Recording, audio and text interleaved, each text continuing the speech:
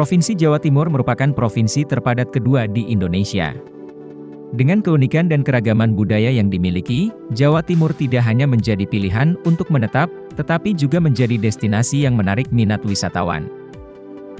Dari 38 kabupaten dan kota di Jawa Timur, Kabupaten Tuban memiliki jumlah wisatawan Nusantara terbanyak pada awal tahun 2022, tepatnya pada Januari hingga April. Sedangkan, Kota Batu memimpin sejak bulan Mei hingga akhir tahun, dan menjadi daerah dengan jumlah wisatawan Nusantara terbanyak. Di samping itu, Kota Surabaya berhasil melampaui Kabupaten Lamongan dan Gresik sebagai urutan ketiga, daerah dengan jumlah wisatawan Nusantara terbanyak di Provinsi Jawa Timur.